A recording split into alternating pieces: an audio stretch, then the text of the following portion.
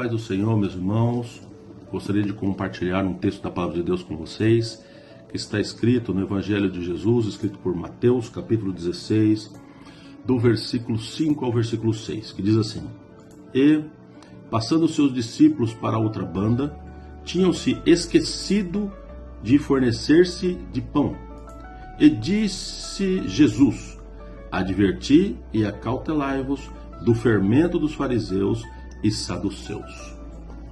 Alguma vez você já se esqueceu da bondade de Deus para com você? Alguma vez você teve que reaprender alguma coisa que Deus fez no passado para a sua vida? Eu já. Eu creio que muitos já também.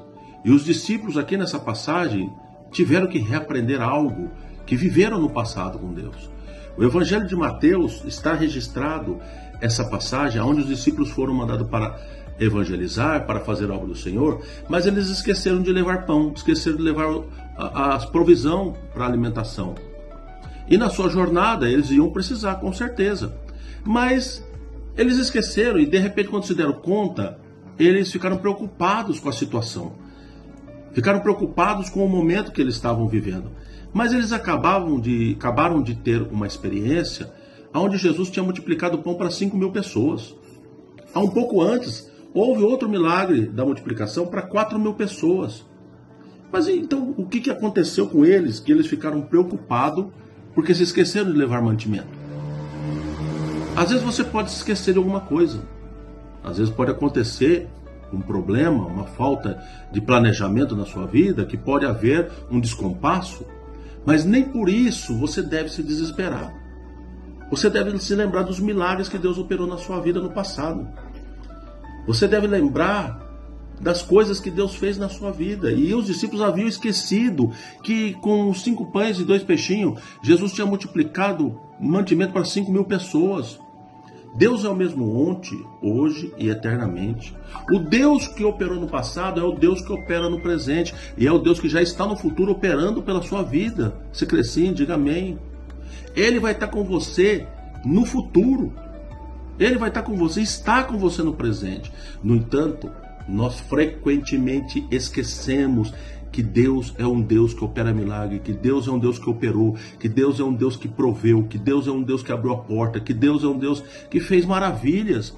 E às vezes nós ficamos desesperados, preocupados com aquilo que está acontecendo no presente, por alguma falta de planejamento. Quando você era jovem, que você começou a vida, você não tinha nada. E Deus abriu a porta. Deus abriu a porta do trabalho. Deus abriu a porta do salário. Deus proveu o transporte. Deus proveu família. Deus proveu tudo. Porque você precisava. De repente você está vivendo a sua vida e é diligente, é disciplinado, poupa os seus recursos, investe, faz tudo direitinho. Mas pode acontecer um acidente de percurso. Você não está imune aos problemas dessa vida. De repente você pode perder o emprego. Você pode ficar doente. E as coisas podem realmente ficar difíceis para a sua vida. Mas você não deve entrar em pânico, você não deve ficar triste, você não deve desconsiderar que Deus está com você. Você precisa acreditar que Deus está com você, como foi no passado. Ele está no presente. E como está no presente, Ele estará no futuro. Creia no Senhor, creia na sua palavra. Verbalize isso. Foi Deus que proveu para você no passado. Foi Deus que deu alimento. Foi Deus que deu a família. Foi Deus que deu a roupa que veste. Foi Deus que deu tudo. Foi Ele que fez. E Ele não fará no presente? Sim, fará. Ele vai cuidar de você. Ele vai com você. Ele vai operar maravilhas. Você precisa clamar a Ele. Você precisa falar com Ele. Você precisa se dobrar diante dEle. Você precisa entrar em comunhão com Ele. Fazer um jejum, fazer uma campanha. Nós precisamos reaprender as lições que tivemos no passado. Nós precisamos reaprender as coisas que o Senhor nos ensinou no passado, assim como os discípulos tiveram que reaprender.